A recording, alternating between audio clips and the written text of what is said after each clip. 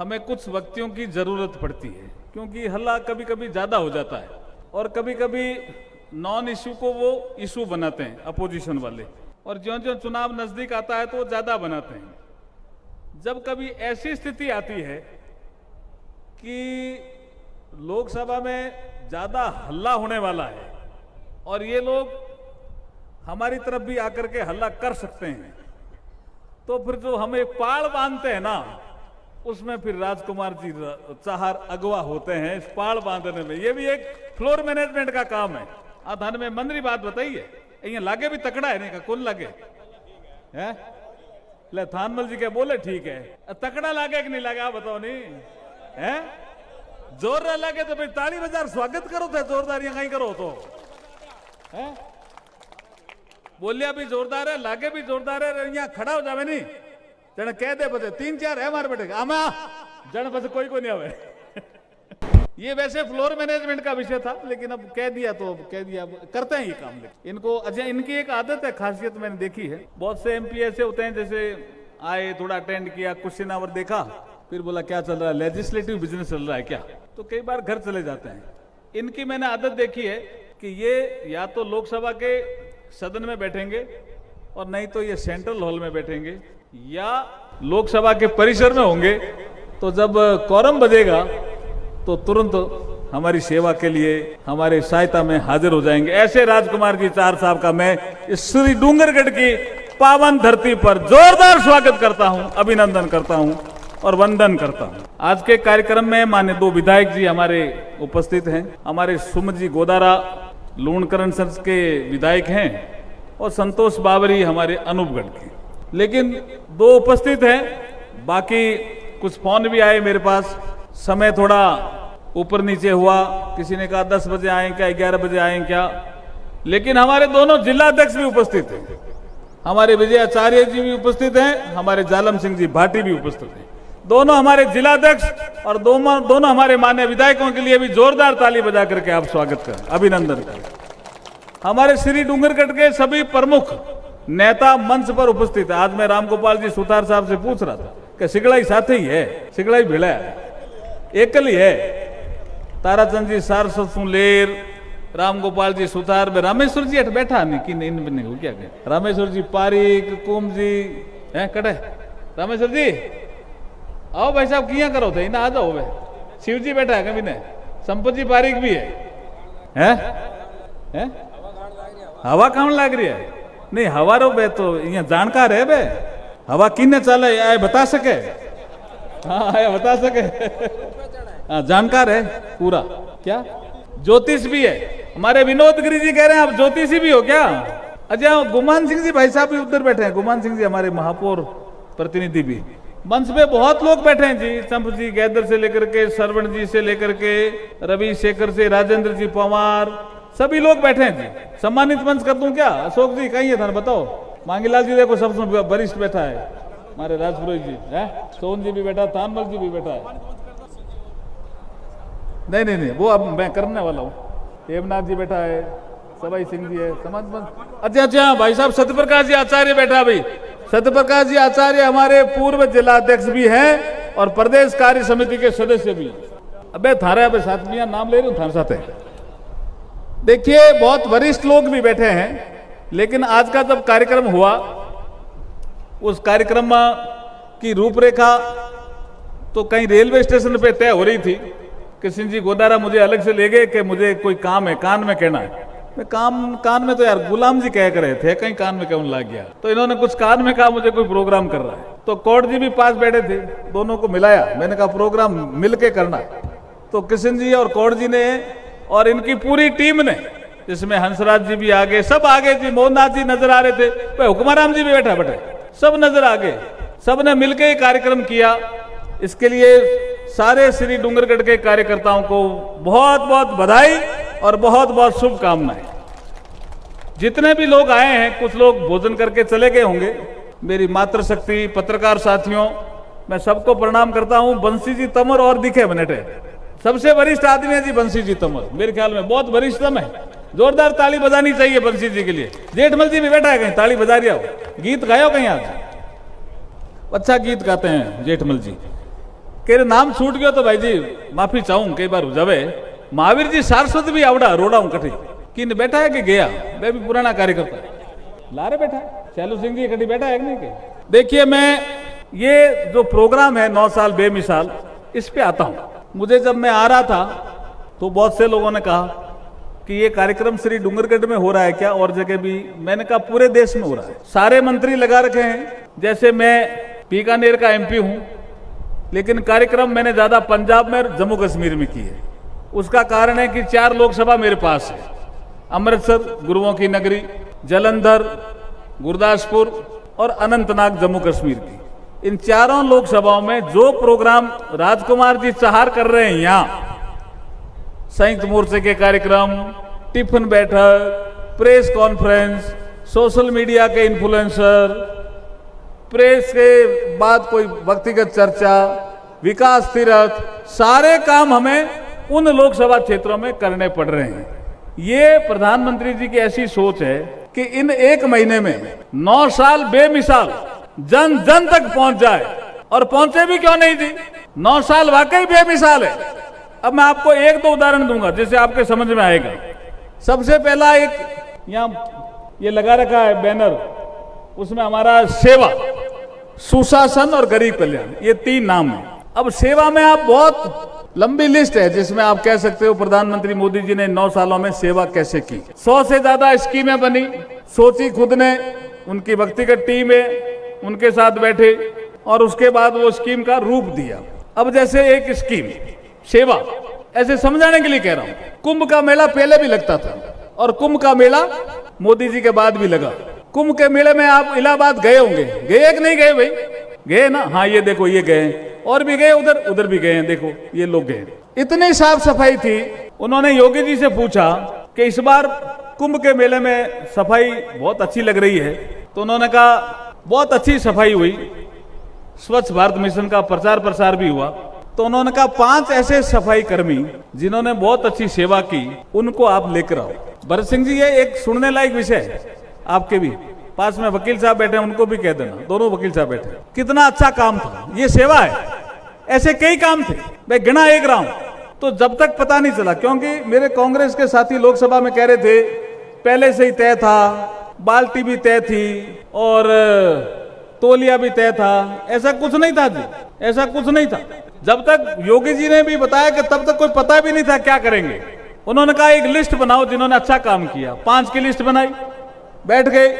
फिर उन्होंने कहा एक बाल्टी लेके आओ, तो बाल्टी लेके आए। फिर उन्होंने कहा कुछ ऐसा बर्तन लेके आओ जिसमें पानी रह सके, वो भी लेके आए। तब धीरे धीरे पता चला कुछ करेंगे, लेकिन ये पता नहीं था कि जिन सफाई कर्मियों ने, और उसमें 3 हमारी मातृशक्ति थी, जिन सफाई कर्मियों ने सेवा की कुंभ के मेले में, उनके पांव प्रधानमंत्री धोएंगे, ये पता नहीं था। और ये जब धोए पांव तो ये सेवा पूरे संसार में पहुंची। सेवा का रूप है या नहीं है? है या नहीं है? है या नहीं है? तो जोरदार ताली तो बजाओ मोदी जी के लिए। ऐसी सेवा कई जगह उनको देखने का आपको उदाहरण मिलेंगे। स्वच्छ भारत मिशन उसी का ही एक रूप है। स्वच्छ भारत मिशन उसी का ही एक रूप है। 2 अक्टूबर 2014 सबको दिन याद है। प्रधानमंत्री तो बहुत हुए, मैं आपको पूछ रहा हूं, किसी प्रधानमंत्री जी के हाथ में झाड़ू देखी क्या इससे पहले? ये पहले नरेंद्र मोदी जी प्रधानमंत्री है जो खुद झाड़ू लेकर के, हाँ सुनी लाग्यो ना, ठीक अच्छो लाग्यो कि नहीं लाग्यो? भरत ने ठीक लाग्यो, खुद झाड़ू लेकर के और वाल्मीकि मंदिर पहुंच गए दिल्ली और सफाई करने का काम शुरू कर दिया। और उसके बाद देखते देखते स्वच्छ भारत मिशन अंगड़ाई लेने लगा। एक बार मैं जयपुर जा रहा था, मेरे साथ एक बीजेपी के कार्यकर्ता बैठे थे, यहां बैठे हैं वो नहीं है, नाम नहीं लूंगा, बच्चे भी साथ थे। तो जैसे ही कोई रैपर लिया कहीं पे, हम यहाँ पे एक जगह चाय पीते हैं वहां, और उसके बाद जैसे ही उन्होंने कहा ले रैपर छोड़ दो मैं फेंक देता हूं, तो बच्चे छोटे थे, कोई 7 साल का 8 साल का, उन बच्चों ने कहा पापा ये मत करना, अभी कोई डस्टबिन आएगा उसमें फेंकेंगे। इसका मतलब नरेंद्र मोदी उन बच्चों में भी पहुंच गया।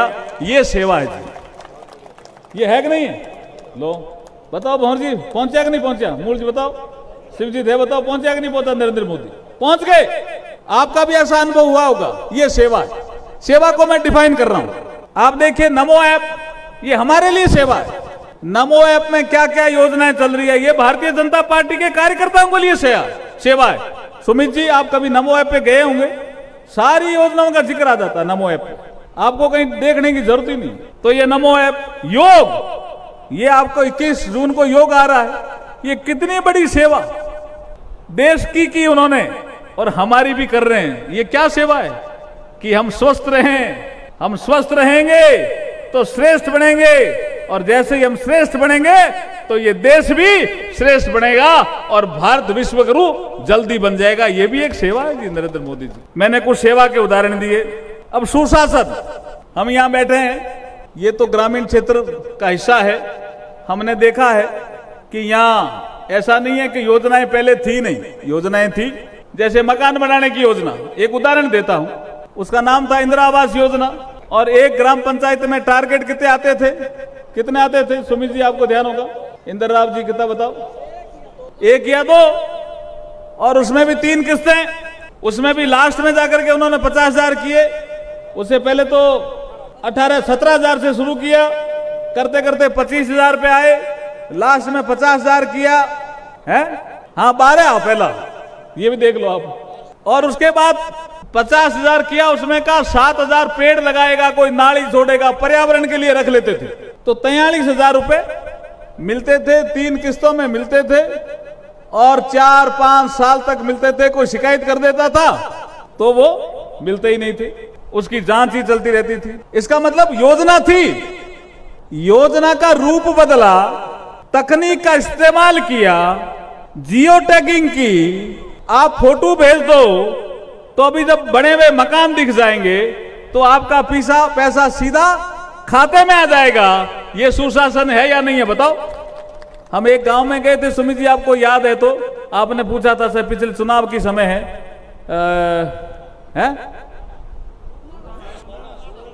सुनना ना, आपने टारगेट पूछे थे, और शायद एक ही गांव में, हाँ सुई, और वहां 400 टारगेट थे जी। प्रधानमंत्री आवास योजना के 400 मकान बन रहे थे, 400, और पहले कितने बनते थे? 2 या 3। इसका मतलब मोदी जी ने सुशासन के माध्यम से योजनाओं का स्केल भी बदला, राशि भी बढ़ाई, तकनीक का उपयोग करके सीधा पैसा आपके खाते में डाला। ये सुशासन है या नहीं है बताओ? है या नहीं? है या नहीं बताओ तो सही।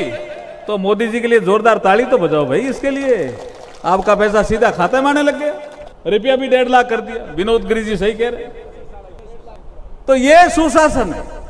अब आप देखिए जियो टैग, कभी आपने सुना नहीं, अब तो गांव का आदमी फोटो लेके भेज देता है कि मोदी जी देखे फोटो। आर्टिफिशियल इंटेलिजेंस, नई नई तकनीक का उपयोग करके सुशासन लाए मोदी जी, जिसके कारण योजनाओं का स्केल बढ़ा, स्पीड बढ़ी, और समय पे पैसे आने लगे, सीधा खाते में आने लगे। अब गरीब कल्याण, ये गरीब कल्याण जो टारगेट है, ये मैं आपको याद दिलाता हूं। 16 मई 2014 को रिजल्ट आता है। पत्रकार साथी बैठे हैं, विशेष करके लक्ष्मण जी भी सीनियर पत्रकारों में बैठे हैं। आपको 18 मई का एक मैं गार्जियन दूंगा, आपने तो शायद पढ़ा होगा, पढ़ा सुना है, मैं कॉपी दूंगा आपको। और कल मैं सोच रहा हूं कि उस कॉपी को सबको बांटूं, आप भी यहां बांटना। इतनी शानदार वो गार्जियन का एक लेख है। गार्जियन तो हम नहीं छापते, वो तो विदेश से छपता है। वो 18 मई को क्या लिखता है 2014 को, 18 मई को, फाइनली वी लेफ्ट इंडिया। तो लोगों ने कहा ये क्या कह रहे हो आप, भारत को छोड़ करके तो आप 1947 में आ गए थे। नमस्ते लंकेश जी, अब कैसे लिख रहे हो? तो उन्होंने कहा अब तक जो लोग आए देश का शासन करने के लिए, जो हम राज छोड़ गए थे उस जैसा ही राज कर रहे थे। हाँ जोरदार था, समझ में आई है नहीं? कंटिन्यूएशन में था ब्रिटिश राज। वो लिख रहा थी, मैं नहीं लिख रहा हूं। और वो पहली बार लिख रहा है कि ये एक ऐसा आदमी आया है जो अंग्रेजी कम जानता, वो आलोचना कर रहा है, आलोचना कर रहा है। इसका मतलब लोगों ने पहले तय कर रखा था जो अंग्रेजी अच्छा जानता वही अच्छा शासक होता है या प्रधानमंत्री होता है। ये गार्जियन ने कहा, लेकिन अंग्रेजी चाहे आती हो चाहे नहीं आती हो, भारत का डंका इन 9 सालों में अगर किसी ने बजाया है जोरदार तो नरेंद्र मोदी जी ने बजाया। ये पहले प्रधानमंत्री हैं जी जो दूसरी बार अमेरिका की संसद में बोलेंगे, इट्स ए फर्स्ट। और ये पहले प्रधानमंत्री है कि अमेरिका का प्रशासन, व्हाइट हाउस, उनका राष्ट्रपति 21 तोपों की सलामी नरेंद्र मोदी जी को देगा। ये कोई छोटी बात थोड़ी है, इसके लिए तो जोरदार ताली बजनी चाहिए ना। तो क्या लिखता है गार्जियन 18 मई 2014 को कि एक ग्रामीण आदमी प्रधानमंत्री बन रहा है। वो ये भी लिख रहा है रामगोपाल जी, लोअर कास्ट का आदमी भी प्रधानमंत्री बन रहा है। उसमें है ये, मैं नहीं बोल रहा हूं, वो गार्जियन बोल रहा है। ये कॉन्वेंट नहीं पढ़े हुए हैं, ये ऐसे आदमी प्रधानमंत्री बन रहे हैं। ये कोई बहुत बड़े शहर से नहीं आ रहे हैं, ये ग्रामीण क्षेत्र से आ रहे हैं, ऐसे आदमी प्रधानमंत्री बन रहे हैं। वो गार्जियन कह रहा है, लेकिन वो आगे एक चीज कहता है, वो एक चीज कहता है। अब कोई कांग्रेस वाले पूछ रहे हैं ना नया भारत, वो गार्जियन 18 मई को ही लिखता है कि शायद अब नया भारत बनने के उदय हो गया है, समय आ गया है। वो उस समय लिख रहा है, उस समय तो प्रधानमंत्री जी ने शपथ ही नहीं ली थी। फिर 23 मई 2014 को सेंट्रल हॉल में भारतीय जनता पार्टी की संसदीय दल की बैठक होती है। उसमें हम भारतीय जनता पार्टी के एमपी, चुने हुए एमपी, जैसे बीकानेर से आपने मुझे चुना, ऐसे चुने हुए एमपी इकट्ठे होते हैं। बंसी जी इस व्यवस्था को जानते हैं। उसमें प्रधानमंत्री कौन होगा हम नेता चुनते हैं। उसके बाद एनडीए ने भी उसमें अपनी एंडोर्समेंट किया, छाप लगाई, और उसके बाद राष्ट्रपति जी को प्रधानमंत्री जी एक पत्र लेकर के जाते हैं कि मैं 543 जो एमपी हैं उसमें बहुमत मेरे पास है, जो चुनाव हुआ है उसमें बहुमत मेरे पास है, और बहुमत के आधार पर भारतीय जनता पार्टी का या एनडीए का मैं नेता चुना गया हूं। मुझे प्रधानमंत्री आप नियुक्त करें और लोकसभा में बहुमत हासिल करने के लिए समय बताएं। ये एक संवैधानिक प्रक्रिया है। वो 23 मई थी। 23 मई का भाषण आप उठा के देख लेना, बहुत वायरल हुआ, लेकिन उसका कोर सब्जेक्ट क्या था, जिसकी बाद में कई लोगों ने कहा प्रधानमंत्री जी ऐसा कैसे बोल गए, ये तो भारतीय जनता पार्टी है, गरीबों की कभी बात ही नहीं करती थी। प्रधानमंत्री जी बोलते हैं उसमें, मेरी सरकार, ये 23 मई 14 है जी, शपथ वो 26 को लेते हैं। 23 मई 14, मेरी सरकार गरीबों के लिए काम करेगी और गरीबों को समर्पित होगी। हम 9 साल पीछे मुड़ के देखते हैं तो प्रधानमंत्री जी ने गरीब कल्याण का काम किया, इसलिए हमने सेवा, सुशासन और गरीब कल्याण रखा। अब गरीब कल्याण का एक उदाहरण देता हूं और उसके बाद मेरी बात को समाप्त करूंगा। शौचालय, प्रधानमंत्री ने लाल किले की प्राचीर से बोल दिया, बाद में आकर के टारगेट रख दिए 10 करोड़।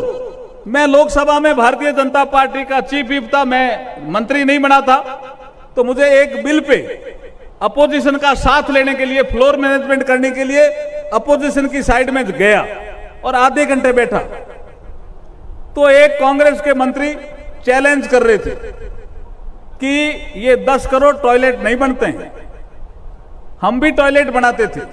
तो मुझे याद आया कि हाँ, निर्मल ग्राम योजना होती थी, मैं जब कलेक्टर था तब कोई गांव ओपन डेफिकेशन फ्री हो जाती थी तो निर्मल ग्राम एक योजना का अवार्ड दिया जाता था और कुछ पैसे भी देते थे, शायद 10 लाख रुपए ऐसा कुछ पैसे देते थे। निर्मल ग्राम बोला हम भी बनाते थे टॉयलेट, ये कोई 10 करोड़ टॉयलेट बनते हैं क्या, इसमें नरेंद्र मोदी जी फेल हो जाएंगे।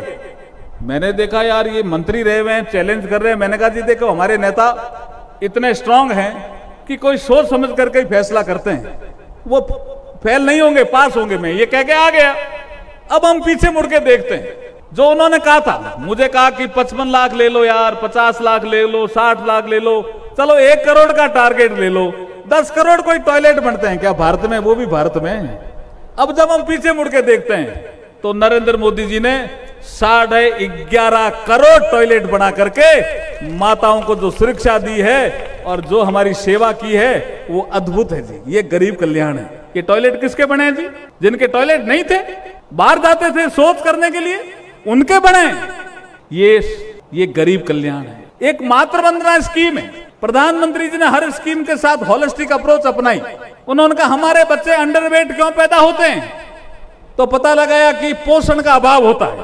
पोषण मीन्स गर्भ में जब बच्चा आता है और जन्म लेता है उसके बीच में भी वो पोषण लेता है मां से, और अगर पोषण पूरा नहीं मिले तो अंडरवेट बच्चे पैदा होते हैं। और अंडरवेट जब बच्चे पैदा होते हैं, कम वजन के, कमजोर वजन के, तो प्रधानमंत्री जी तो इस देश को श्रेष्ठ भारत बनाना चाहते थे। उन्होंने कहा ये ठीक नहीं है, योजना लाओ। ये योजना आई है जिसका नाम है मातृ वंदना। मातृ वंदना, और 5,000 रुपए उसके खाते में डाले जाते हैं, महिला के खाते में। जिसके पेट में बच्चा होता है उसके खाते में प्रधानमंत्री जी पैसा डालते हैं। मेरी भाइयों से अनुरोध है कि वो पैसा महिला के पोषण में ही लगना चाहिए। भाई जी उठाया मती ना थे, उठाओ तो कौन मिनटा है, पण भी लागणो भी पोषण में चाहिए। हाँ ये ना, अच्छा हमारे प्रधान जी कह रहे किसान सम्मान निधि धान दे रही है, तो 5,000 रुपया मातृ वंदन वाला। और मातृ वंदना देखो, स्कीम का नाम भी देखिए कि वो मां बनने वाली है, उसकी हम वंदना करने। अच्छे संस्कार थे, क्या सेवा की है जी 9 सालों में। मैं अब लंबी बात नहीं करना चाहता हूं। कल ही हम एक फैसला लेकर आए, परसों फैसला लिया। आप यहां बैठे हैं, आज शायद सही राम जी जाट आए नहीं होंगे। नरेश क्या चाल है? नहीं वो नहीं, यहाँ डूंगरगढ़ के सही राम जी जाट आए नहीं। एक दिन उनके घर पे कोई सत्संग थी, रात को सत्संग थी। कोई था मेरे साथ, मैं आयो अपन थे साथ है या और कोई? हाँ, तो उनके यहाँ एक बच्ची थी जो गीता पढ़ रही थी। तो मैंने कहा डांगड़ी रात में गीता पढ़ो गई क्या? भजन भी गावा और गीता भी पढ़ा। वो गीता पढ़ रही थी। एस कुमार जी थे आगे साथ का कोनिया पैदन कई जना हाँ तो सही हमारे साथ। अब वो गीता पढ़ रही थी, मैंने देखा कि ये बच्ची गीता इतनी अच्छी पढ़ रही है। अब गीता, और इस गीता का प्रचार प्रसार करने वाले कौन? हम सब हैं। महात्मा गांधी भी है, लेकिन एक नाम है बड़ा, वो नाम है रतनगढ़ से जुड़ा हुआ, जयदयाल जी गोयनका। मुझे लगता है जोरदार ताली बजा करके स्वागत करना चाहिए जयदयाल गोयनका जी। एक पुरस्कार है गांधी शांति पुरस्कार, ये मीडिया का भी विषय बन गया है। गांधी शांति पुरस्कार हमारे संस्कृति मंत्रालय से जुड़ा हुआ एक सब्जेक्ट। अब ये पुरस्कार दिया जाता है, व्यक्ति को भी देते हैं, संस्था को भी देते हैं। अब ये गांधी शांति पुरस्कार नाम है। अब 100 साल पूरे हुए हैं गीता प्रेस गोरखपुर को। ये क्यों बनी थी गीता प्रेस गोरखपुर? वो बांकुड़ा में रहते थे। जयदयाल गोयनका जी बड़े सेठ थे, रतनगढ़ डूंगरगढ़ तक उनका काम था, है चूरू के थे और बड़ा काम था।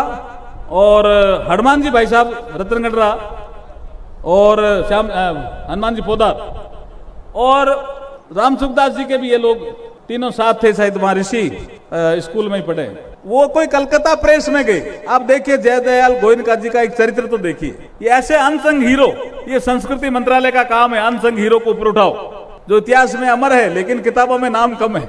वो कोई काम से गए कलकत्ता प्रेस में, थोड़ी देर बैठे, उन्होंने कहा भाई प्रेस मैं तो बंद कर रहा हूं, आप चले जाओ। उन्होंने कहा ये कोई हमारा हिंदू शास्त्र है, कोई धार्मिक, इसको ठीक करने में गलतियां बहुत है। कि ऐसा ही कोई शौक हो आपको तो आप प्रेस खुद ही लगा लो ना, मेरे को क्यों खराब कर रहे हो, मैं इतनी देर थोड़ी बैठूंगा। और जयदयाल जी को इन्हें बोले एक हमारे मारवाड़ी में मैणो दियो, जयदयाल जी ने मैणो दियो, मैणो जयदयाल जी ने लाग दियो, और लाग और घेरे गया। और आपने टाबरा ने बुलाया कि मारे खाने जितना पेश है नहीं, वो एक प्रेस खोल। उन्होंने कहा ओ कहीं सूझियो था रहे, अपने चावल मिला है, घने ही काम है। अब ये मोहन जी आपको विषय आगे बढ़ाना चाहिए, ये छोटा विषय नहीं है। सारा पैसा जयदयाल जी ने प्रेस खोलने के लिए लगा दिया, सारा जितना पैसा था। बच्चों को भी राजी किया और कहा कि मैं बहुत नॉमिनल चार्ज लूंगा, 2 रुपए 1 रुपए। आप रेलवे स्टेशन पे गीता प्रेस गोरखपुर की पुस्तकों में रमेश तन देखे होंगे, भजनों की किताब भी ली होगी ना, का नहीं लिए?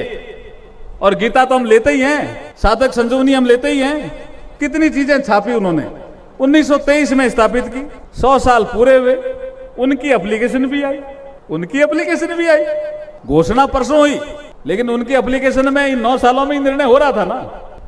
कोई हिम्मत करने वाला आदमी चाहिए था ना, कि एक सेठ ने सारी पूंजी लगा दी, भारतीय साहित्य, सनातन साहित्य, उसके करेक्शन कर दिए, उसको ठीक कर दिया, उसको छपवा दिया, अपने पास से पूंजी लगवा दी और जगह जगह बंटवा दिया। और सही राम जाट के यहां भी सत्संग होती है, तो 15 साल की बच्ची गीता पढ़ती है, गीता प्रेस गोरखपुर की, तो ऐसा काम भी उन्होंने कर दिया। तो ऐसे आदमी को जब हमने अवार्ड दिया, आपको पता होगा अभी बंसी जी, गांधी शांति पुरस्कार गीता प्रेस गोरखपुर को दिया, तो कांग्रेस के मिर्ची लग गई भाई साहब। ये 9 साल तो बेमिसाल ही है, चाहे मिर्चियां कितनी लागो पार पड़े को नहीं। ये 9 साल तो बेमिसाल ही है, और वाकई बेमिसाल है जी। क्या क्या उदाहरण दूं आपको, कितने बड़े निर्णय जिसका जिक्र ये कर रहे थे हमारे संस्कृति मंत्रालय से जुड़े हुए, यही कर सकते हैं जी नरेंद्र मोदी। श्री राम मंदिर का निर्माण, काशी को भव्य बनाना, केदारनाथ जी को ठीक करना, सोमनाथ जी का पुनरुत्थान करना, रामेश्वरम मंदिर को ठीक करना। एपीजे अब्दुल कलाम साहब जहां डेथ हुई वहां रामेश्वरम, डेथ तो इधर हुई लेकिन रामेश्वरम लेके वहां जन्म हुआ था, वहां नॉलेज सेंटर के नाम से स्मारक बनाया। उज्जैन का महाकाल को कॉरिडोर बना करके ठीक किया। सरदार वल्लभ भाई पटेल जिनका बड़ा नाम था, अमर थे, सबसे ऊंचे थे, चरित्र में भी, नेताओं की गिनती में भी कद भी बहुत बड़ा था, लेकिन कांग्रेस ने उनका कद छोटा करने का कोशिश की। इसी कालखंड में 182 मीटर ऊंची मूर्ति लगा करके सरदार वल्लभ भाई पटेल को भी नरेंद्र मोदी जी ने अमर कर दिया। बाबा साहब अम्बेडकर, इस देश के वो नेता जिन्होंने सामाजिक समरसता, जिन्होंने आरबीआई के गठन में अपना योगदान दिया, इस देश में जो फाइनेंस कमीशन बना उसमें अपना योगदान दिया, महिलाओं के मताधिकार में अपना योगदान दिया, दलित, शोषित, वंचित उनको अधिकार देके गए, किसानों को भी अधिकार देके गए। जो जमीन बोएगा वो जमीन उसकी होगी, ये अधिकार भी कोई देके गया तो बाबा साहब देके गए। उसके कारण ही टेनेंसी एक्ट और सब आए। उनका कद भी छोटा करने का काम किया। ये नरेंद्र मोदी जी ने इन 9 साल के कालखंड में बाबा साहब अम्बेडकर के 5 तीर्थ बना करके बाबा साहब को अमर कर दिया। ऐसे 9 साल बेमिसाल है या नहीं है? मैं नारा लगाऊंगा 9 साल। आप बाद में बोलना बेमिसाल, ठीक है? 9 साल, 9 साल, 9 साल। अब एक नारा, नरेंद्र मोदी जिंदाबाद, नरेंद्र मोदी जिंदाबाद, नरेंद्र मोदी जिंदाबाद। भारत माता की, भारत माता की, वंदे वंदे वंदे। आज के आनंद की भी 2 मिनट और बैठे, 2 मिनट और बैठे। मैं आदरणीय जालम सिंह जी भाटी साहब से आग्रह करूंगा कि वे माननीय मंत्री महोदय, राजकुमार जी चार साहब, सभी अतिथि और सभी